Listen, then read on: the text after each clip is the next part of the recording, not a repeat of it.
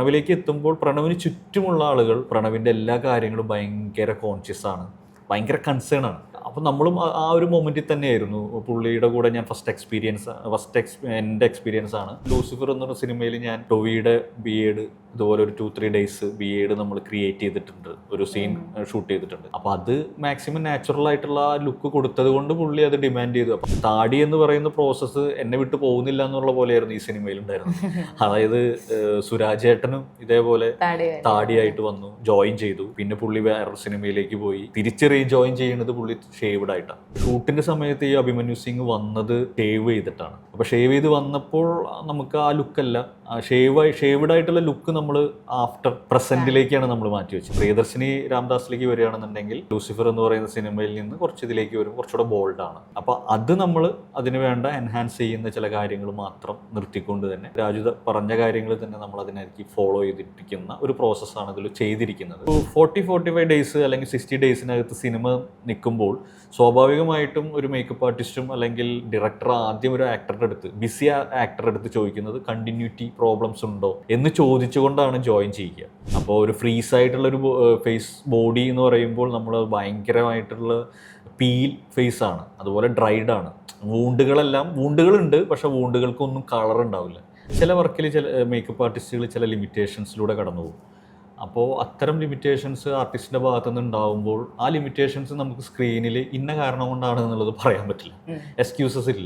Excuses ഇല്ലാതാവുമ്പോൾ തന്നെയാണ് ഒരു creative ആയിട്ടുള്ള ഒരാൾ പെർഫെക്ഷനിലേക്ക് എത്തുക.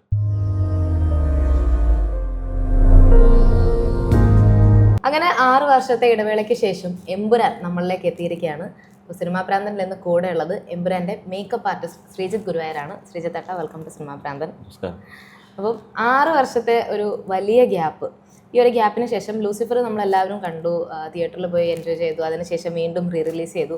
എമ്പുരാനിലേക്ക് എത്തുമ്പം എനിക്ക് തോന്നുന്നു ഏറ്റവും വലിയ ചാലഞ്ചിങ് എന്ന് തോന്നുന്നത് ഈ ആർട്ടിസ്റ്റുകളുടെ ലുക്ക് അതേപോലെ മെയിൻറ്റെയിൻ ചെയ്യുക എന്നുള്ളതായിരുന്നു. സോ അതിന് മുന്നായിട്ട് സിനിമയുടെ റെസ്പോൺസ്, ഇപ്പം സിനിമ ഇറങ്ങിയ ആൾക്കാരിലേക്ക് എത്തി, എങ്ങനെയുണ്ട് ത്രൂ ഔട്ട് റെസ്പോൺസ്? നല്ല റെസ്പോൺസുകളാണ്. മാത്രമല്ല ഒരു മാസ് ഓഡിയൻസ് ഫോളോ ചെയ്യുന്നുണ്ട്. ഇപ്പോൾ അറിയാലോ, ബുക്കിങ്ങും കാര്യങ്ങളൊക്കെ ഏറ്റവും സേഫ് സോണിലാണ് പോയിക്കൊണ്ടിരിക്കുന്നത്. പിന്നെ എല്ലാത്തരം റിവ്യൂസും വന്നുകൊണ്ടിരിക്കുന്നുണ്ട്. പക്ഷെ അതെല്ലാം ഹാപ്പിയാണ്, എന്നാലും മൊത്തത്തിൽ ഹാപ്പിയാണെന്നാണ്. ഈ ലുക്ക് മെയിൻറ്റെയിൻ ചെയ്തത് അത് കുറച്ച് ഡിഫിക്കൽട്ടായിട്ട് തോന്നിയിരുന്നു ആസ് എ മേക്കപ്പ് ആർട്ടിസ്റ്റ് എന്നുള്ളൊരു POVയിൽ നോക്കുമ്പോൾ? ഇതിൽ ലൂസിഫറിൽ ഉള്ള ആളുകൾ എന്ന് പറയുന്ന രീതിയിൽ മഞ്ജു ചേച്ചി, പിന്നെ അതുപോലെ ടൊവി, ജാൻവി എന്ന് പറയുന്ന സാനിയ, ഇവരെല്ലാം ഓൾമോസ്റ്റ് ലുക്ക് വൈസ് അവരത് ആ ഒരു 5 ഇയർ നമ്മളധികം ചലഞ്ചിങ് ആയിട്ട് വന്നിട്ടില്ല. പിന്നെ നെടുമ്പള്ളി ഇപ്പോൾ ഫാസിൽ സാർ ചെയ്ത ഫാദറിൻ്റെ ക്യാരക്ടർ, അവിടെ നമുക്ക് ആ ലുക്ക് ഒത്തിരി ഒരു 5 ഇയേഴ്സ് എന്ന് പറയുന്നതിന് അപ്പുറത്തേക്ക് അവരുടെ ഫേസിലുള്ള ചിലപ്പോൾ ചില ആളുകൾ കുറച്ചുകൂടെ ഏജ് ഫീൽ ചെയ്തിട്ടുണ്ടാവും. അപ്പോൾ അതെല്ലാം നമ്മളൊന്ന് റിഡ്യൂസ് ചെയ്ത് നമുക്കധികം ആ ഫീല് തന്നെ ലൂസിഫറിലുള്ള ക്യാരക്ടേഴ്സിൻ്റെ 5 ഇയേഴ്സ് തന്നെ നമ്മൾ മാക്സിമം എല്ലാ ക്യാരക്ടേഴ്സിലും അത് ഫോളോ ചെയ്തിട്ടുണ്ട്. ഇപ്പോൾ സായി ചേട്ടൻ്റെ ക്യാരക്ടർ ആയാലും നന്ദു ചേട്ടൻ്റെ ക്യാരക്ടർ ആണെങ്കിലും ബാക്കിയുള്ള ക്യാരക്ടേഴ്സൊക്കെ ഓൾമോസ്റ്റ് അധികം ചലഞ്ചിങ് അല്ല. പിന്നെ നമ്മുടെ പ്രിയദർശിനി രാംദാസിലേക്ക് വരികയാണെന്നുണ്ടെങ്കിൽ ലൂസിഫർ എന്ന് പറയുന്ന സിനിമയിൽ നിന്ന് ഇതിലേക്ക് വരും, കുറച്ചുകൂടെ ബോൾഡാണ്. അപ്പോൾ അത് നമ്മൾ അതിന് വേണ്ട എൻഹാൻസ് ചെയ്യുന്ന ചില കാര്യങ്ങൾ മാത്രം നിർത്തിക്കൊണ്ട് തന്നെ നമ്മളത് രാജു പറഞ്ഞ കാര്യങ്ങൾ തന്നെ നമ്മൾ അതിനായിരിക്കും ഫോളോ ചെയ്തിരിക്കുന്ന ഒരു പ്രോസസ്സാണ് ഇതിൽ ചെയ്തിരിക്കുന്നത്. അതർവൈസ് ബാക്കിയെല്ലാം ഒരു കൂളാണ്. മാത്രമല്ല, നമ്മൾ ഇതിനകത്ത് ഇത്തരം ക്യാരക്ടേഴ്സിനെ അവരുടെ ഏജ് 5 ഇയർ എന്ന് പറയുന്ന ഏജ് നിലനിർത്തുന്നതോടൊപ്പം തന്നെ നമുക്ക് എമ്പുരാൻ എന്ന് പറയുന്ന സിനിമ ഒരു പുതിയ സ്ഥലം പരിചയപ്പെടുത്തുന്നുണ്ട്. ഇപ്പോൾ ഈ പറഞ്ഞ ഗുജറാത്ത് പോർഷൻ എന്ന് പറയുന്ന സെയ്ദിൻ്റെ ഒരു ഫാമിലി ബാക്ക്ഗ്രൗണ്ട്. അപ്പോൾ അവിടെ നമുക്ക് വരുന്ന ചില പ്രോസ്തറ്റിക് വർക്കുകളുണ്ട്, അവരുടെ ഫാമിലി ഇമോഷൻസ് ഷെയർ ചെയ്യുമ്പോൾ ഉണ്ടാവുന്ന ചില ക്യാരക്ടേഴ്സ് ഉണ്ട്. അപ്പോൾ അതിൽ ചലഞ്ചിങ് ആയിട്ട് വന്നത് നമ്മുടെ സയ്യിദിൻ്റെ ഗ്രാൻഡ്മയായിട്ട് അഭിനയിച്ച നയൻ ഭട്ട് എന്ന് പറഞ്ഞൊരു ക്യാരക്ടർ. പുള്ളിക്കാരിയുടെ ആദ്യത്തെ ഓഡീഷനിൽ അല്ലെങ്കിൽ അവരുടെ ഒരു ഇപ്പം നിർമ്മൽ, വാവ ഒക്കെ ഇവരുടെ ഒരു ക്രിയേറ്റീവ് സൈഡിൽ ആദ്യത്തെ രാജുവിൻ്റെ ഫസ്റ്റ് ഓഡീഷൻ വഴി ഫിക്സ് ചെയ്ത ക്യാരക്ടേഴ്സ് ഫൈനലി മാറിയിട്ടുണ്ട്. അപ്പോൾ ആ മാറുന്ന സമയത്ത് നമുക്കുണ്ടായിരുന്ന ഈ സൈദിൻ്റെ ഒക്കെ ഒരു ഗ്രാൻഡ് മൈക്ക് ഉണ്ടായിരുന്ന ഒരു ഏജ് ഒരു 85 ആയിരുന്നു. അപ്പോൾ അത് ക്രോസ് ചെയ്തിട്ട് നമ്മൾ റീസെൻ്റ്ലി അത് റീപ്ലേസ് ചെയ്തപ്പോൾ ചിലപ്പോൾ ഏജ് കുറഞ്ഞൊരു ലേഡിയാണ് ഫിക്സ് ചെയ്തത്. രാജു പറഞ്ഞത് ഒരു 85 ഏജാണ് നമ്മളത് ക്യാരക്ടർ സ്ക്രീൻ ഏജ് പറഞ്ഞിരിക്കുന്നത്. അപ്പോൾ അത് ആക്ട് ചെയ്തിരിക്കുന്നത് നയൻ ഭട്ട് എന്ന് പറഞ്ഞൊരു ലേഡിയാണ്. പുള്ളിക്കാരിയുടെ ഒരു റിയൽ ഏജ് എന്ന് പറയുന്നത് എനിക്ക് തോന്നുന്നു 65 എബോവ് ആണ്. അപ്പോൾ അവരെ ഒരു ആ ലുക്കിലേക്ക് ആക്കുന്ന ചില പ്രോസസ്സുകൾക്കൊരു ചലഞ്ചിങ് ഉണ്ടായിരുന്നു. പിന്നെ ഈ ഇമോഷൻസ് പറഞ്ഞു പോകുന്ന സമയങ്ങളിൽ സെയ്ദിൻ്റെ ചില ഓർമ്മകളിലേക്കൊക്കെ സിനിമ പോകുന്ന സമയത്ത് ഇവരുടെ ചില പ്രോസ്തറ്റിക് മേക്കപ്പ് അല്ലെങ്കിൽ ഒരു ബേൺ മേക്കപ്പ് സ്ക്രീൻ സ്പേസ് കുറവാണെങ്കിലും നമ്മുടെ എഫേർട്ട് അത് കൂടുതലാണ്. അപ്പോൾ അതൊരു ഒരാളുടെ മേക്കപ്പിന് പോലും പ്രോസ്തറ്റിക്കിൻ്റെ ബേൺ മേക്കപ്പുകൾ നമ്മളൊരു അവരുടെ ഫാമിലിയിൽ ഉണ്ടാവുന്ന എഫക്റ്റ് കാരണം പിന്നീട് സെയ്ദിൻ്റെ ഓർമ്മകളിലേക്ക് ചില സമയത്ത് സിനിമയുടെ ചില ഇമോഷൻസ് കിടക്കുന്നുണ്ട്. അപ്പോൾ ആ സമയത്ത് ബേൺ മേക്കപ്പിന് ഒരാൾക്ക് തന്നെ ഒരു 1.5 മണിക്കൂർ പ്രോസസ്സ് ഉണ്ട്. അപ്പോൾ അവരുടെ ബേൺ മേക്കപ്പിൻ്റെ പ്രിപ്പറേഷൻ നമ്മൾ ഈ പ്രോസ്തറ്റിക് പ്രോസസ്സിലൂടെയാണ് കടന്നു പോകുന്നത്. അത് അവരുടെ മെഷർമെൻറ്റ് എടുക്കുകയും ഫേസിൻ്റെ നമുക്ക് എവിടെയാണ് പ്രോസ്തറ്റിക് അപ്ലൈ ചെയ്യേണ്ടത് ആ ഏരിയയിലൂടെയാണ് നമ്മളത് ആ പ്രോസസ്സ് ഒരു കുറച്ച് ചലഞ്ചിങ് ആയിരുന്നു. പിന്നീട് അതേ പോർഷനിൽ തന്നെ നമ്മുടെ വില്ലനെ പ്രസൻറ്റ് ചെയ്യുന്ന ഒരു പോർഷനുണ്ട്, അഭിമന്യു സിംഗ് പ്ലേ ചെയ്യുന്ന ക്യാരക്ടർ. അപ്പോൾ അദ്ദേഹത്തിന് 2 ഗെറ്റപ്പ് ഉണ്ട്. അതായത് ഫ്ലാഷ് ബാക്കിലും പ്രസൻറ്റിലും അദ്ദേഹം തന്നെയാണ് പ്ലേ ചെയ്യുന്നത്. അപ്പോൾ ആ കാലഘട്ടം ഒരു 20-23 ഇയർ അദ്ദേഹത്തിൻ്റെ ഫേസിൽ ചേഞ്ച് വേണം എന്ന് പറഞ്ഞ സമയത്ത് രാജു പറഞ്ഞിരുന്ന കാര്യം, എനിക്ക് അഭിമന്യു സിംഗിൻ്റെ ഫ്ലാഷ് ബാക്കിലേക്ക് ഉള്ള സമയത്ത് അദ്ദേഹത്തിന് കുറച്ചുകൂടെ യങ് ഫീൽ വേണം എന്ന് പറഞ്ഞു. അപ്പോൾ നമ്മൾ ഉദ്ദേശിച്ചിരുന്നത് ഒരു ചെറിയൊരു 2-3 ഡേയ്സ് ഒരു ചെറിയൊരു ബിയേഡ് ഗ്രോത്ത് കൊടുക്കാമെന്നുള്ള രീതിയിലായിരുന്നു. പക്ഷേ അത് ഷൂട്ടിൻ്റെ സമയത്ത് ഈ അഭിമന്യു സിംഗ് വന്നത് ഷേവ് ചെയ്തിട്ടാണ്. അപ്പോൾ ഷേവ് ചെയ്ത് വന്നപ്പോൾ നമുക്ക് ആ ലുക്കല്ല, ഷേവ്ഡ് ആയിട്ടുള്ള ലുക്ക് നമ്മൾ ആഫ്റ്റർ പ്രസൻറ്റിലേക്കാണ് നമ്മൾ മാറ്റി വെച്ചിരിക്കുന്നത്. അപ്പോൾ ഒരു ഡിഫറെൻറ്റ് ലുക്ക് ഓൾറെഡി ഡിസൈഡ് ചെയ്തതുകൊണ്ടും പുള്ളിയോട് അത് പറഞ്ഞതുമാണ്, രാജു ബ്രീഫ് ചെയ്തതാണ്. അപ്പോൾ രാജു പറഞ്ഞിരുന്നു, ഞാൻ അദ്ദേഹത്തിനടുത്ത് പറഞ്ഞതായിരുന്നു, പക്ഷേ അദ്ദേഹത്തിൻ്റെ എന്തോ ഒരു അദ്ദേഹം അത് മിസ്അണ്ടർസ്റ്റാൻഡിങ് ആണോ അല്ലെങ്കിൽ ടെക്നിക്കൽ എററോ അല്ലെങ്കിൽ പുള്ളിയുടെ വേറെ ഏതോ വർക്കിൽ നിന്നാണ് വന്നത്. പക്ഷേ കാഴ്ചയിൽ പുള്ളി ഷേവ്ഡ് ആയിരുന്നു.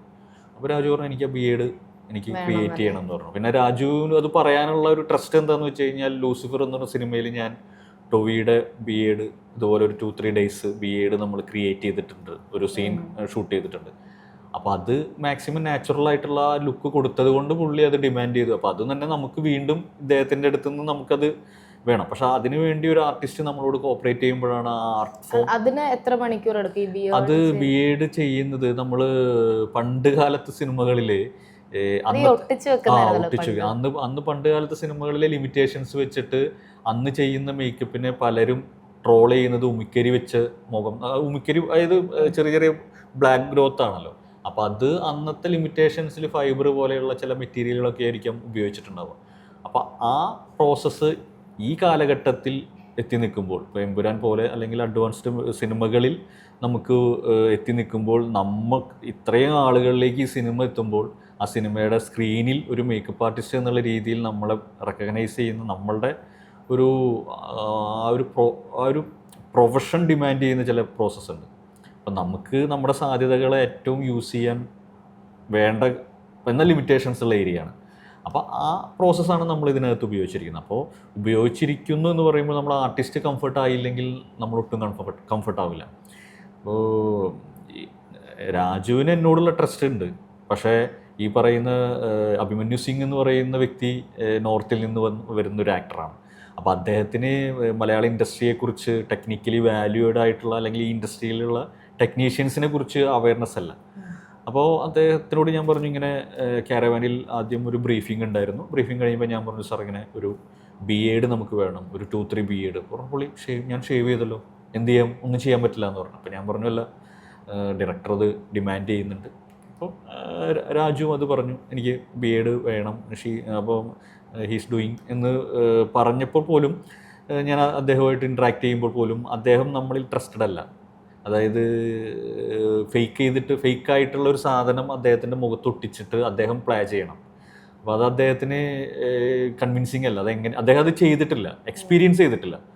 പക്ഷെ സിനിമകളിൽ ഇപ്പോൾ അത് കോമൺ ആണ്. സിനിമകളിൽ കോമൺ ആണ്.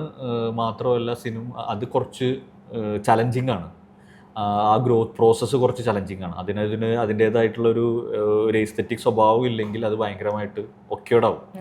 അത് ചില സിനിമകളിൽ ഒക്യോർഡായിട്ട് വന്നിട്ടുണ്ട്. ഞാൻ ആ സിനിമകൾ മെൻഷൻ ചെയ്യുന്നില്ല. പക്ഷെ അത് ആ ഗ്രോത്ത് കണ്ടിന്യൂറ്റി പിടിക്കാൻ ഒരുപോലെ പിറ്റേ ദിവസം നമുക്ക് ഫോളോ ചെയ്യാനും പറ്റാത്തൊരു പ്രോസസ്സാണ്. ഒരു തവണ ചിലപ്പോൾ നമുക്കത് ഈസി ആയിട്ട് ചെയ്യാൻ പറ്റും. പക്ഷേ ആ സീക്വൻസ് കുറച്ച് ദിവസങ്ങൾ ഷൂട്ട് ചെയ്യാനുള്ളത് കൊണ്ട് അത് ഡെയിലി ആ പ്രോസസ്സ് ഫോളോ ചെയ്യണം. അതൊന്ന്. പിന്നെ ഇദ്ദേഹത്തിനെ കൺവിൻസ് ചെയ്യേണ്ടതെന്ന് പറയുന്ന ഒരു ടാസ്ക് വേറെ. പക്ഷേ പ്രോസസ്സ് മസ്റ്റാണെന്ന് അദ്ദേഹം പുള്ളി മനസ്സോടുകൂടി ഇരുന്നു പ്രോസസ്സ് തുടങ്ങി. പുള്ളി ഭയങ്കര കൺസേൺ ആണ് എല്ലാ കാര്യത്തിലും. എന്താണ് ചെയ്യേണ്ടത് ഭയങ്കരമായിട്ട് അദ്ദേഹം ഓരോ കാര്യത്തിനെ കുറിച്ചും, അതായത് സിനിമ തുടങ്ങും, ഏതൊരു ആക്ടർക്കും ഒരു സിനിമയിലേക്ക് ജോയിൻ ചെയ്യുമ്പോൾ ഉണ്ടാവുന്ന കുറച്ച് കൺസേൺസ് ഉണ്ട്, അല്ലെങ്കിൽ അവരുടെ പ്രയോറിറ്റികളുണ്ട്. അത് കഴിഞ്ഞ് ആ കൂടെയുള്ള ആളുകളുടെ ട്രസ്റ്റുകൾ കൂടുമ്പോഴാണ് അവർ ഭയങ്കരമായിട്ട് കംഫർട്ടാവുക. അപ്പം നമ്മളെ പ്രോസസ്സിൽ നമ്മളെ ഒട്ടും കംഫർട്ടല്ല. ആദ്യത്തെ എക്സ്പീരിയൻസ് ആണ്. പക്ഷേ ആ പ്രോസസ്സിലേക്ക് തുടങ്ങി ഒരു 10 മിനിറ്റൊക്കെ ആയപ്പോഴേക്കും പുള്ളി ഭയങ്കരമായിട്ട് കൂളായി. പ്രോസസ്സ് ഇതാണ് എന്ന് മനസ്സിലായി. അപ്പോൾ നമ്മളെ ട്രസ്റ്റ് ചെയ്തുകൊണ്ട് പുള്ളി അങ്ങ് ഇരുന്നു. പിന്നെ അവിടെ നിന്ന് അങ്ങോട്ട് നമ്മളത് കംപ്ലീറ്റ് ചെയ്ത് ആ ഒരു BEd ലുക്കാണ് നമ്മൾ ആ സ്ഥലത്ത് അപ്ലൈ ചെയ്തിരിക്കുന്നത്. അതേ ലുക്ക് നമ്മൾ ഈവൻ ടൊവിയുടെ ഈ സിനിമയിൽ പോലും, എമ്പുരാനിൽ പോലും നമുക്ക് അങ്ങനെ ഒരു ചലഞ്ചിങ് വന്നു. അതായത് ചില സ്ഥലത്ത് ഷൂട്ട് ചെയ്തിട്ട് പിന്നീട് അതിൻ്റെ ആഫ്റ്റർ ഷൂട്ട് ചെയ്യുമ്പോൾ അതേ കണ്ടിന്യൂറ്റി, അദ്ദേഹം ഒറിജിനൽ ഇതേ ലൂസിഫറിലുണ്ടായിരുന്ന അതേ ചലഞ്ചിങ് അഭിമന്യു സിംഗിൻ്റെ കാര്യത്തിലായാലും ടൊവിയുടെ കാര്യത്തിലായാലും ഉണ്ടായിരുന്നു. പിന്നീട് ഈ താടി എന്ന് പറയുന്ന പ്രോസസ്സ് എന്നെ വിട്ട് പോകുന്നില്ല എന്നുള്ള പോലെയായിരുന്നു ഈ സിനിമയിൽ ഉണ്ടായിരുന്നത്. അതായത് സുരാജ് ഏട്ടനും ഇതേപോലെ താടിയായിട്ട് വന്നു, ജോയിൻ ചെയ്തു. പിന്നെ പുള്ളി വേറൊരു സിനിമയിലേക്ക് പോയി. തിരിച്ച് റീജോയിൻ ചെയ്യുന്നത് പുള്ളി ഷേവ്ഡ് ആയിട്ടാണ്, താടി പഠിച്ചിട്ടാണ്. അപ്പോൾ ആ സമയത്ത് പക്ഷെ പുള്ളി പറഞ്ഞു, ശ്രീത്തെ ഇങ്ങനെ താടി പഠിച്ചിട്ടുണ്ട്, എന്തെങ്കിലും ആൾട്ടർനേറ്റീവായിട്ട് പ്ലാൻ ചെയ്യണം എന്ന് പറഞ്ഞു. അപ്പോൾ ഞാൻ സുരാജേട്ടനെ ചോദിച്ചു, അത് രാജുവിനെ അറിയിച്ചിട്ടുണ്ടോ എന്ന് പറഞ്ഞപ്പോൾ അത് അവരുടെ ഒരു ഒഫീഷ്യൽ ആവശ്യമല്ല, നമ്മൾ അറിയിച്ചു എന്നുള്ളത് തീർന്നു എന്ന് മനസ്സിലായി. ഞാനത് രാജുവിന് ഫോർവേഡ് ചെയ്തു. രാജു പറഞ്ഞു, എനിക്കൊന്നും അറിയില്ല, താടി വേണം. അപ്പോൾ താടി വേണം എന്ന് പറയുമ്പോൾ പിന്നെ നമ്മുടെ ഷോൾഡറിലേക്കാണ് അത് വരുന്നത്. പിന്നെ നമ്മളതും അതേ താടി തന്നെ ഒരു 20-25 ഡേയ്സിൻ്റെ ഒരു ഗ്രോത്ത് ഉള്ളൊരു താടിയാണ്. 2-3 ഡേയ്സിൻ്റെ ഗ്രോത്ത് പോലെയല്ല 20-25 ഡേയ്സിൻ്റെ ഗ്രോത്ത്. അപ്പോൾ ആ ഗ്രോത്തിൻ്റെ പ്രോസസ്സും സുരാജേട്ടനിലും ആ ഗ്രോത്ത് പ്രോസസ്സ് ഉണ്ടാക്കേണ്ട ഒരു അവസ്ഥയായിരുന്നു. പക്ഷേ ഇത്തരം വർക്കുകൾ സിനിമയ്ക്കകത്ത് ടെക്നിക്കൽ സപ്പോർട്ട് മാത്രം ആവശ്യപ്പെടുന്ന, ഡിമാൻഡ് ചെയ്യുന്ന കാര്യങ്ങൾ, ഒരിക്കലും സിനിമയ്ക്ക് പുറത്ത് ആളുകളിലേക്ക് എത്തുന്നതോ ഒന്നുമല്ല. പക്ഷെ മോശമാണെങ്കിൽ ആളുകൾ ചോദിക്കും, ആളുകൾ അറിയും. അല്ലെങ്കിൽ അതൊരു ടെക്നിക്കൽ സപ്പോർട്ടിനകത്തേക്ക് അതും ഒരു ചലഞ്ചിങ് ആണ്. അതായത് മേക്കപ്പ് ആർട്ടിസ്റ്റിനെ സംബന്ധിച്ച് അതൊരു ചലഞ്ചിങ് ആണ്. ഹിഡൻ ആയിട്ടുള്ള, നമുക്ക് മാത്രം ആസ്വദിക്കാവുന്ന, എന്നാൽ സിനിമയുടെ ക്രൂവിൽ മാത്രം നിൽക്കുന്ന ഒരു ചലഞ്ചിങ് ആണ്. പക്ഷെ പ്രോസസ്സുകൾ ഇങ്ങനെയാണ് പലപ്പോഴും. നമ്മളെപ്പോഴും ഒരു ക്യാരക്ടർ അല്ലെങ്കിൽ ഒരു ആർട്ടിസ്റ്റ് ഒരു സിനിമയിൽ ജോയിൻ ചെയ്ത് തിരിച്ചു പോയി റീജോയിൻ ചെയ്യുമ്പോഴാണ് നമ്മൾ, പ്രത്യേകിച്ച് ഒരു 40-45 ഡേയ്സ് അല്ലെങ്കിൽ 60 ഡേയ്സിനകത്ത് സിനിമ നിൽക്കുമ്പോൾ സ്വാഭാവികമായിട്ടും ഒരു മേക്കപ്പ് ആർട്ടിസ്റ്റും അല്ലെങ്കിൽ ഡയറക്ടർ ആദ്യം ഒരു ബിസി ആക്ടറുടെ അടുത്ത് ചോദിക്കുന്നത് കണ്ടിന്യൂറ്റി പ്രോബ്ലംസ് ഉണ്ടോ എന്ന് ചോദിച്ചുകൊണ്ടാണ് ജോയിൻ ചെയ്യുക. എന്നിട്ട് ഈ സിനിമയുടെ ഡേറ്റ് അവർക്ക് കൊടുക്കും. പിന്നെ ആ അവരുടെ എന്താണ് ഒരു ലുക്ക്, മാക്സിമം എല്ലാ സിനിമകളിലും അവർ റിയലിസ്റ്റിക് ആയിട്ട് അല്ലെങ്കിൽ റിയൽ ലുക്കിൽ അഭിനയിക്കണമെന്ന് ആഗ്രഹിക്കുന്ന, അല്ലെങ്കിൽ അത് പ്രസൻറ്റ് ചെയ്യണമെന്ന് ആഗ്രഹിക്കുന്ന ഡയറക്ടേഴ്സാണ് ഭൂരിപക്ഷം. പ്രത്യേകിച്ച് താടി ഒട്ടിക്കുക എന്നൊക്കെ പറയുമ്പോൾ തന്നെ ഡയറക്ടേഴ്സ് അതിനെതിരാണ്. അതായത് അത് സ്ക്രീനിൽ വരുമ്പോൾ അത് പെർഫോമൻസിനെ വരെ ബാധിക്കും. അപ്പോൾ അതുകൊണ്ട് നാച്ചുറൽ ഫീൽ ഇല്ലെങ്കിൽ എക്സ്പ്രഷൻ ബാധിക്കും. നമുക്കത് സ്ക്രീനിൽ കണ്ടുകൊണ്ടിരിക്കാൻ ചിലപ്പോൾ അരോചകമാവാം. അപ്പോൾ അങ്ങനത്തെ പ്രോസസ്സ് ആയതുകൊണ്ട് ഈ ഷൂട്ടിംഗ് ഡേയ്സിനകത്തേക്ക് ഇന്നാവുന്ന ആർട്ടിസ്റ്റിൻ്റെ അടുത്ത് ആദ്യം ചോദിക്കുന്നത് ലുക്കിൽ എന്തെങ്കിലും കണ്ടിന്യൂറ്റി ഉണ്ടോ എന്ന് ചോദിക്കും. അപ്പോൾ ഈ സിനിമയിൽ നമ്മൾ ഈ പറഞ്ഞ ഇത്തരം മേഖലകൾ നമ്മൾ ചലഞ്ചിങ് ആയിട്ട് വന്നത് ഈ സിനിമയുടെ ഷെഡ്യൂളുകളുടെ ലോങ് ഡേയ്സ് ആണ്. അതായത് 14 മന്ത് നീണ്ടു നിന്ന മാസങ്ങളിൽ ഷൂട്ടിംഗ് ഡേയ്സ് കുറവാണ്, ഒരു 145 ഡേയ്സോ അങ്ങനെ എത്രയോ ആയിട്ടുള്ളൂ. പക്ഷെ അത് പ്രോസസ്സ് കംപ്ലീറ്റ് ചെയ്തത് ഈ പറഞ്ഞ 10-14 മാസമാണ്. അപ്പോൾ ഈ പറയുന്ന ഓരോ ആക്ടേഴ്സിനും അവരവരുടെ കണ്ടിന്യൂറ്റി മെയിൻറ്റെയിൻ ചെയ്യുക. അതായത് അവരെ ഏത് സിനിമയിൽ നിന്നും തിരിച്ച് ഷൂട്ട് ചെയ്യുമ്പോൾ അവർ പറയുന്നത് എമ്പുരാൻ എന്ന് പറഞ്ഞ സിനിമയായിരിക്കും പറയാം. അപ്പോൾ സുരാജേട്ടനെ പോലെയുള്ള തിരക്കുള്ള ആർട്ടിസ്റ്റുകൾ, അവർക്ക് ഒരേ ലുക്കിൽ ഇത്രയും കാലം സിനിമകൾ ചെയ്യാൻ പറ്റില്ല. അപ്പോൾ അവരെയും പറഞ്ഞിട്ട് കാര്യമില്ല, ലിമിറ്റഡ്. അപ്പോൾ ഇതെല്ലാം കൂടിയിട്ടുള്ള ഒരു ആർട്ട് ഫോമാണ് ഈ പറഞ്ഞ പ്രോസസ്സ്. ഇപ്പൊ ഇന്ത്യയിൽ മാത്രമല്ല ഷൂട്ടിംഗ് ഉണ്ടായിരുന്നെ, ഇന്റർനാഷണൽ ആക്ടേഴ്സ് ഉണ്ടായിരുന്നു, മറ്റ് രാജ്യങ്ങളിലുണ്ടായിരുന്നു. അപ്പം അവിടെ മറ്റ് രാജ്യങ്ങളിൽ ചെന്നിട്ടുള്ള ഒരു ഇൻപുട്ട് എങ്ങനെയായിരുന്നു? അതിലേക്ക് ഈ പറഞ്ഞ പോലെ ഇപ്പോൾ ഫോറിൻ ആക്ടേഴ്സിൻ്റെ നമുക്ക് സിനിമയ്ക്കകത്ത് വന്നിട്ടുള്ളത് ചില പ്രോസ്തറ്റിക് മേക്കപ്പുകളുണ്ട്. അതിനകത്ത് ഒരു ഫോറിൻ ആക്ടറെ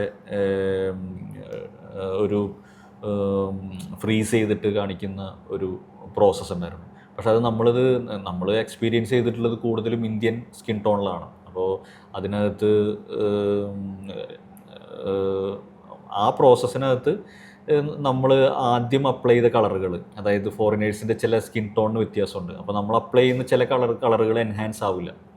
അപ്പോൾ ഒരു ഫ്രീസ് ആയിട്ടുള്ളൊരു ഫേസ് ബോഡി എന്ന് പറയുമ്പോൾ നമ്മൾ ഭയങ്കരമായിട്ടുള്ള പീൽ ഫേസാണ്, അതുപോലെ ഡ്രൈഡാണ്.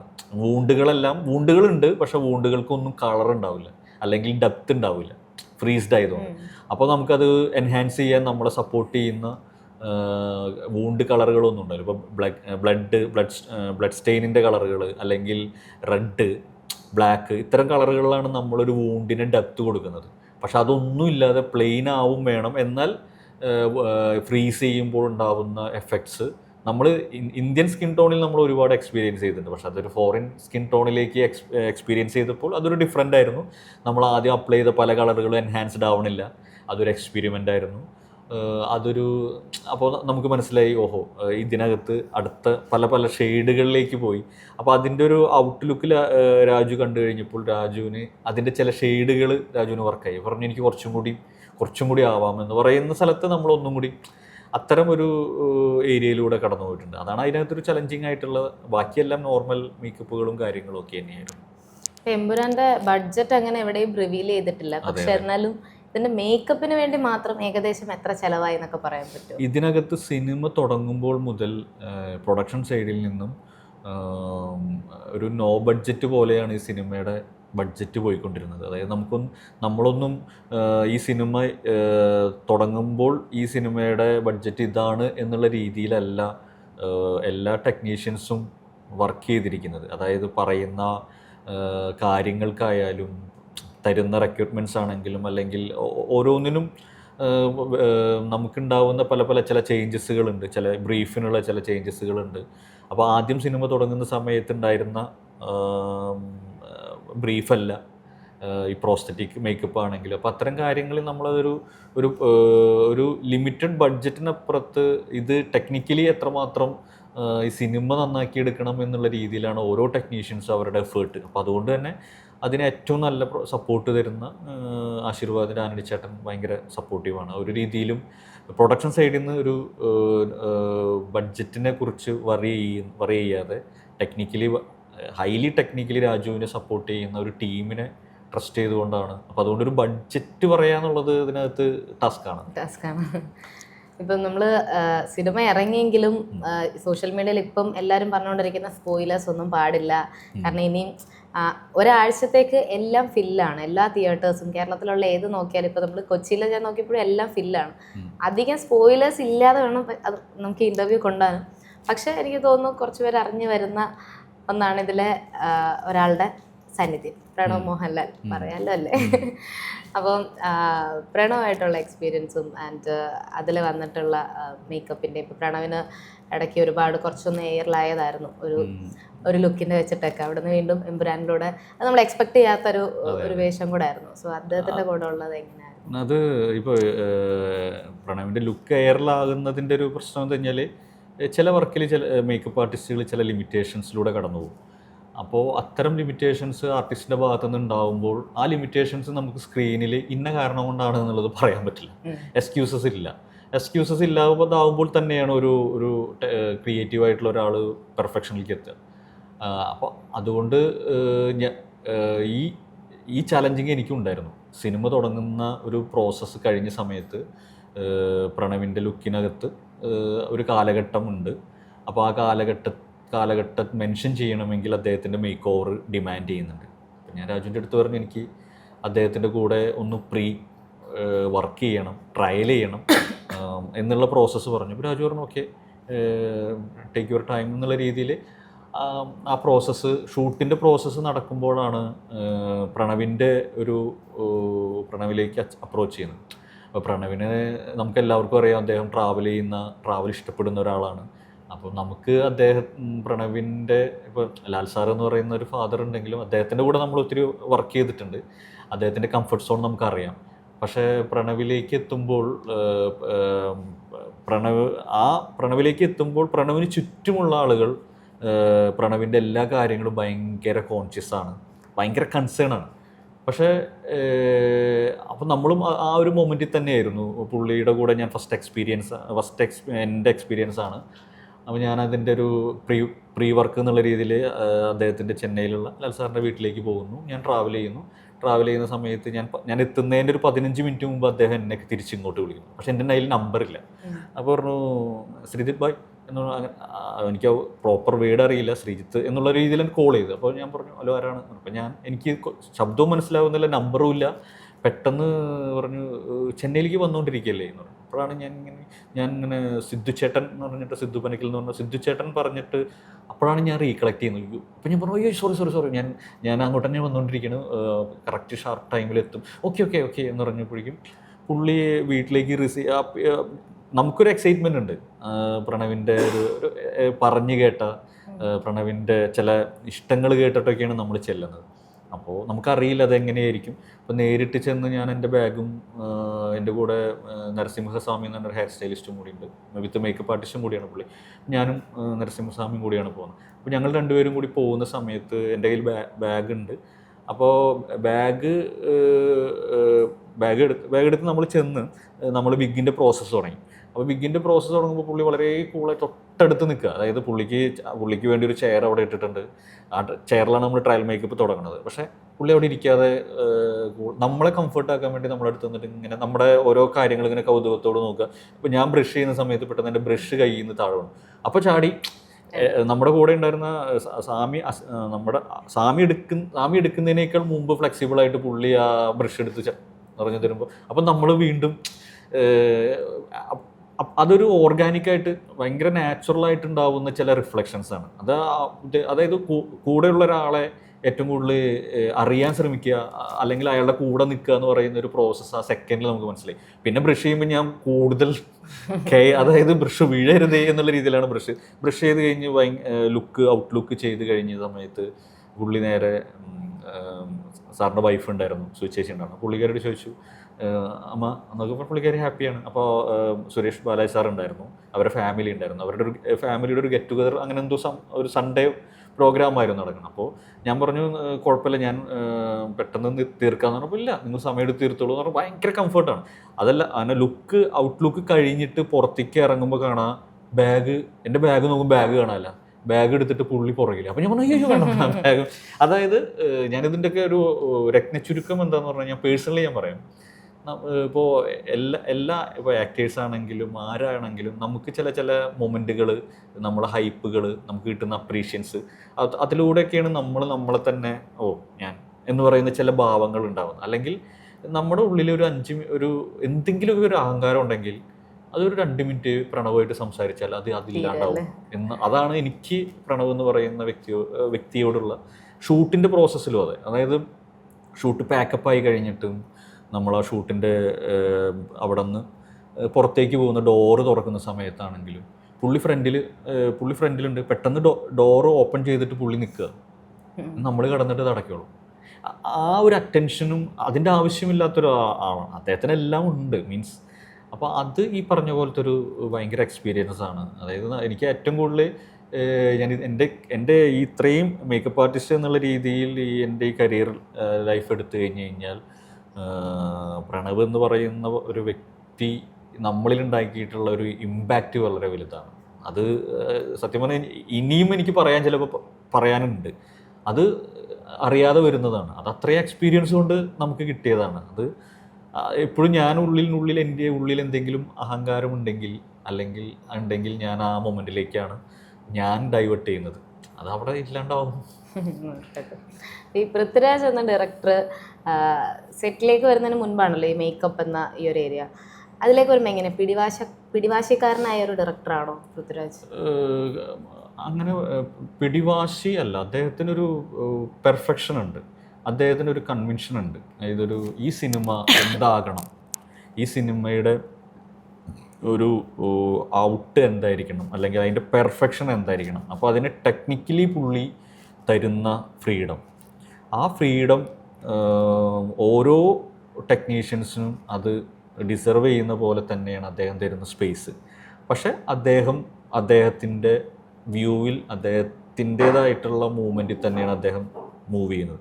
ആ മൂവ്മെൻറ്റിൽ നമ്മൾ എത്രമാത്രം അദ്ദേഹത്തിനോട് ചേർന്ന് നിൽക്കുന്നുണ്ട്, ഒപ്പം നിൽക്കുന്നുണ്ട്, ആ ഒപ്പം നിൽക്കുന്നത് അദ്ദേഹത്തിന് ഭയങ്കരമായ ഒരു ഹാപ്പിനെസ് ആണ്. അല്ലെങ്കിൽ അവിടെയാണ് നമ്മളെ ചേർത്ത് പിടിക്കുന്നത്.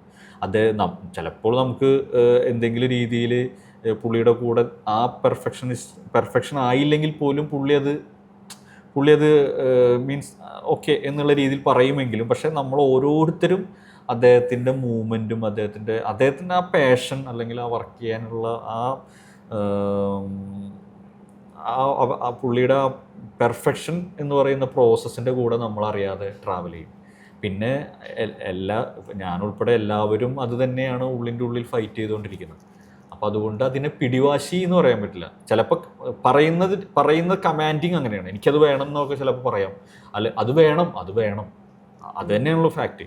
അപ്പോൾ അതിന് നമ്മൾ നമ്മുടെ ഔട്ടായിട്ടും പിന്നെ ഒരു ഡയറക്ടറുടെ ഒരു കമാൻഡായിട്ടും, ആ കമാൻഡ് ഉണ്ടാവുമ്പോഴാണ് നമ്മൾ കുറച്ചും കൂടിയും അതിനകത്തേക്ക് അറ്റൻഷനോടുകൂടി വർക്ക് ചെയ്യുക.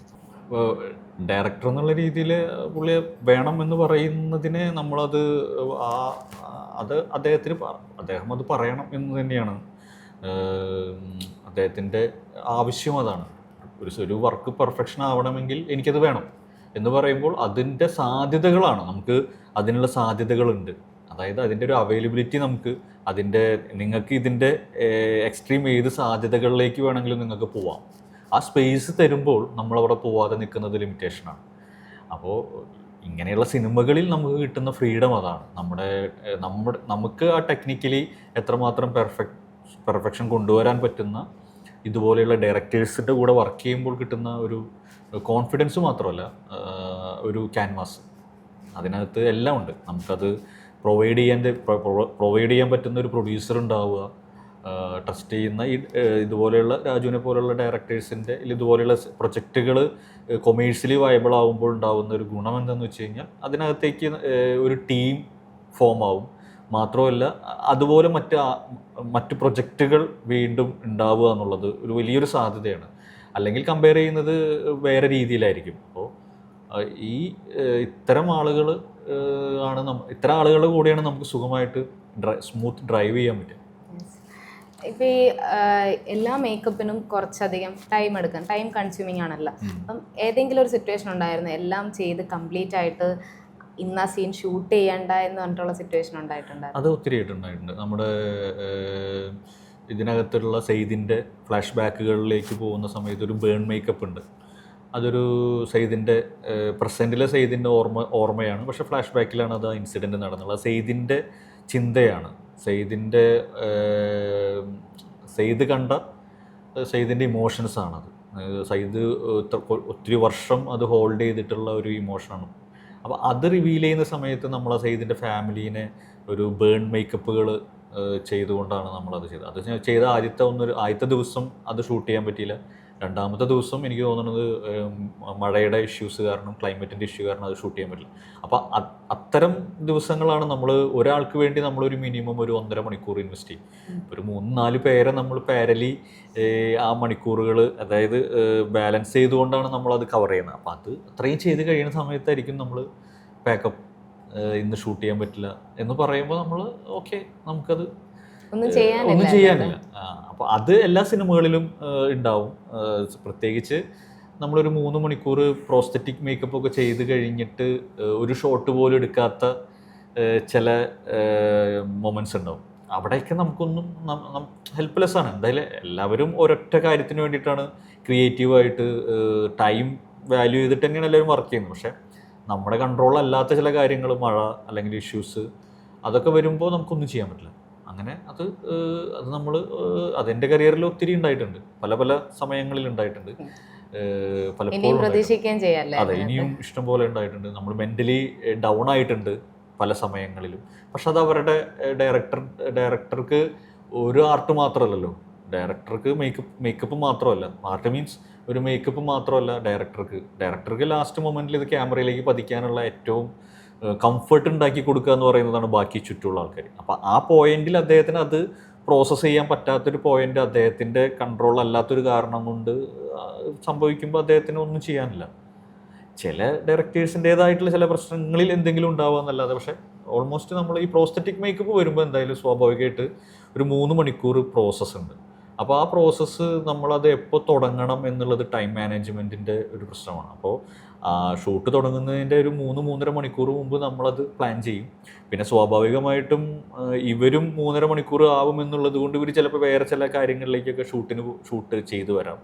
തിരിച്ചു വരുമ്പോഴേക്കും പിന്നെ ഇതിലേക്ക് വരുമ്പോൾ ചിലപ്പോൾ ടൈം മാനേജ്മെൻറ്റോ അല്ലെങ്കിൽ ലൈറ്റിൻ്റെ ഇഷ്യൂസ്, മഴ, അങ്ങനെയുള്ള പല ഇഷ്യൂസ് ഉണ്ടാവും. സ്വാഭാവിക എല്ലാ സിനിമകളിലും മേക്കപ്പ് ആർട്ടിസ്റ്റുകൾ നേരിടുന്നതാണ്. അതിനൊന്നും അത്ര അല്ല. ഇപ്പം കഴിഞ്ഞ ദിവസം വരെ സോഷ്യൽ മീഡിയയിൽ ഇതിൽ ആരൊക്കെയാണ് ഗസ്റ്റ് അപ്പിയറൻസ് വരുന്നത്, ആ ഡ്രാഗൺ ഷർട്ട് ഇട്ടത് ആരാണ് എന്നൊക്കെ ഇങ്ങനെ ഫുൾ ചർച്ചകളായിരുന്നു. എങ്ങനെ അത് പുറത്ത് പറയാണ്ട് പിടിച്ചിരുന്നു? അത് ക്രൂ മൊത്തത്തിൽ ഫേസ് ചെയ്യേണ്ട ഒരു വലിയ ചാലഞ്ച് ആണല്ലോ, അത് പുറത്തു വിടാൻ പറ്റില്ല. ആക്ച്വലി പ്രീ ഇൻ്റർവ്യൂകളിൽ ഞാൻ ഏറ്റവും കൂടുതൽ മെൻ്റലി സ്ട്രെസ്ഡ് ആയിരുന്നു. എന്താ കഴിഞ്ഞാൽ എൻ്റെ സൗഹൃദത്തിലുള്ള ചില ആളുകളൊക്കെ ഇൻ്റർവ്യൂ കണ്ടിട്ട് നീ അത് നന്നായി പ്രസൻറ്റ് ചെയ്തു, പക്ഷേ പ്രസൻറ്റ് ചെയ്യുന്നതിനേക്കാൾ കൂടുതൽ ഓപ്പോസിറ്റുള്ള ആങ്കറുടെ ചോദ്യങ്ങളുണ്ട്. എന്താ കഴിഞ്ഞാൽ ഈ ക്യൂരിയോസിറ്റി ആദ്യം ഇടുന്നത് ആരാണ്, അല്ലെങ്കിൽ ആ ന്യൂസ് ആദ്യ ആളുകളിലേക്ക് എത്തുന്നത് ആരിലൂടെയാണ്, ഏത് മീഡിയത്തിലൂടെയാണ്, അവരും അവരുടെ ആ വാല്യൂ തന്നെയാണ്, ന്യൂസ് വാല്യൂ തന്നെയാണ് ഇത് ചെയ്യുന്നത്. അപ്പോൾ അതുകൊണ്ട് ചോദ്യങ്ങൾ ഇപ്പോൾ നമ്മളൊരു എത്തിക്സോ അല്ലെങ്കിൽ പറയാൻ ആരുടെയെങ്കിലും കയ്യിൽ നിന്ന് വീണാലോ എന്ന് കരുതിയിട്ടൊക്കെ നമ്മളെ പല ഇൻ്റർവ്യൂകളും നമ്മളോട് ചോദിച്ചിട്ടുണ്ട്. പക്ഷെ അപ്പോൾ നമ്മളും പറയാതെ പറയുന്ന ചില കാര്യങ്ങളും ഉണ്ട്. എന്നാൽ നമ്മുടേതായിട്ടുള്ള ചില പറഞ്ഞ കാര്യങ്ങളിൽ ചില ഹെഡ്ലൈനുകൾ വന്നിട്ട് നമ്മളെ കവർ ചെയ്യുന്നുണ്ട്. അപ്പോൾ ഇതെല്ലാം അറ്റൻഷൻ ഉണ്ട്. അതൊരു ഈ ഒരു സിനിമ ആയതുകൊണ്ടാണ്. ഈ ഒരു സിനിമയായിട്ട് പോലും ഇത്രയും ഹൈപ്പ് ഉണ്ടായിട്ട് പോലും ഞാൻ പലപ്പോഴും ആലോചിച്ചിട്ടുണ്ട്,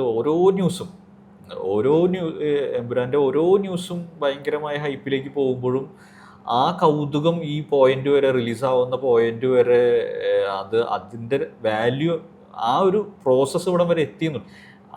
അറിഞ്ഞില്ല എന്നാൽ പോലും ആരും ക്ലാരിറ്റി ഇല്ലാത്ത ഒരു പ്രോസസ്സാണ്. അത് ആരിലൂടെ വേണമെങ്കിലും ഇത്രയും വലിയൊരു ക്രൂ വർക്ക് ചെയ്തിട്ടുള്ള ഒരു സിനിമയാണ്.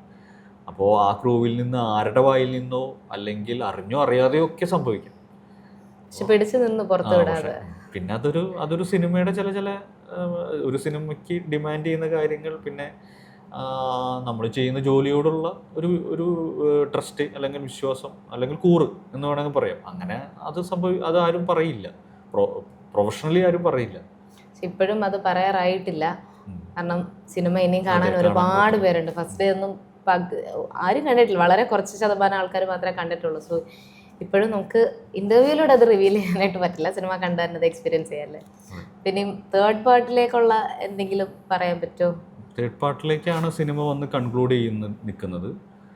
അത്രയാണ് നമുക്കിപ്പോൾ പറയാൻ പറ്റുള്ളൂ. ബാക്കിയെല്ലാം ഇവർ ഒഫീഷ്യലായിട്ട് ഇവർ തന്നെ ഇവരുടെ സിനിമയുടെ ആഫ്റ്റർ എല്ലാം ഡിസിഷൻസ് എടുക്കുന്നത് നമ്മുടെ രാജുവും ആന്റണി ചേട്ടനും മുരളി ചേട്ടനും അവരുടെ ഒരു സിനിമയുടെ മെയിൻ ഹെഡുകളാണ്. അപ്പോൾ അവരിലൂടെ അത് ഏറ്റവും നന്നായി സന്തോഷത്തോടു കൂടിയിട്ട് കേൾക്കട്ടെ. അതിലങ്ങനെ ഒരു സിനിമ സംഭവിക്കുമ്പോൾ അതിൽ വർക്ക് ചെയ്യാനുള്ള ഭാഗ്യം എനിക്ക് ഉണ്ടാവണം എന്ന് ആഗ്രഹിക്കുന്നുണ്ട്. നമ്മൾ ലാലേട്ടനെ പറ്റി മാത്രം അധികം അങ്ങനെ സംസാരിച്ചില്ല. ലാലേട്ടൻ്റെ കൂടെ ഇതിന് മുൻപും വർക്ക് ചെയ്തിട്ടുണ്ട്. ആൻഡ് വീണ്ടും ഇത്രയും വലിയൊരു സിനിമയുടെ ഭാഗമായിട്ട് ലാലേട്ടൻ്റെ കൂടെ വർക്ക് ചെയ്തായിരുന്നു. ആ ഒരു എക്സ്പീരിയൻസ് എങ്ങനെയായിരുന്നു? അദ്ദേഹത്തിൻ്റെ കൂടെ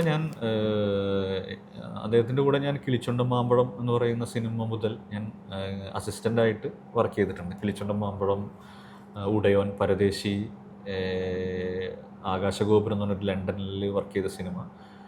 പിന്നീട് വന്നപ്പോൾ വില്ലൻ, വെളിപാടിൻ്റെ പുസ്തകം, ലൂസിഫർ, ബ്രോഡാഡി, അങ്ങനെ ഒത്തിരി സിനിമകൾ വർക്ക് ചെയ്തിട്ടുണ്ട്. എപ്പോഴും നമ്മുടെ ഏത് മൊമെൻ്റാണോ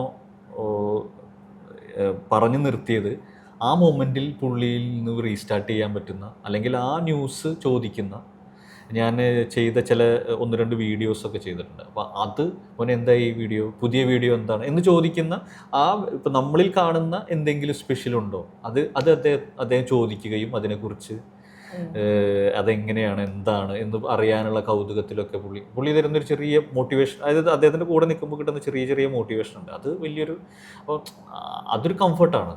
അത് എല്ലാ സിനിമകളിലും അദ്ദേഹം എല്ലാവരോടും ഒരുപോലെ ചെയ്യുന്ന ഒരു വ്യക്തിയാണ്. എന്തായാലും ഒരുപാട് സന്തോഷം. എമ്പുരാന്റെ വിശേഷങ്ങൾ ഇവിടെ തീരുന്നില്ല. നമ്മളിങ്ങനെ സംസാരിച്ചു കഴിഞ്ഞാൽ ഇങ്ങനെ ഒരുപാട് സംസാരിക്കാനുണ്ട്. എന്തായാലും thank you so much. Cinema ഒന്നും പറയാനില്ല സിനിമയെ പറ്റി. ഇത്രയും വലിയ മലയാള സിനിമ കണ്ടതിൽ വെച്ചിട്ട് ഇത്രയും വലിയൊരു സിനിമ അത്രേ ഉള്ളൂ. അപ്പോൾ അതിൻ്റെ ഭാഗമാവാൻ ശ്രീധരനും സാധിച്ചു. ആൻഡ് ഞങ്ങളുടെ കൂടെ ഇരിക്കാൻ ഇത്രയും നേരം സ്പെൻഡ് ചെയ്യാൻ പറ്റിയതിൽ ഞങ്ങൾക്ക് സന്തോഷം. അപ്പോൾ thank you so much Sreedharan.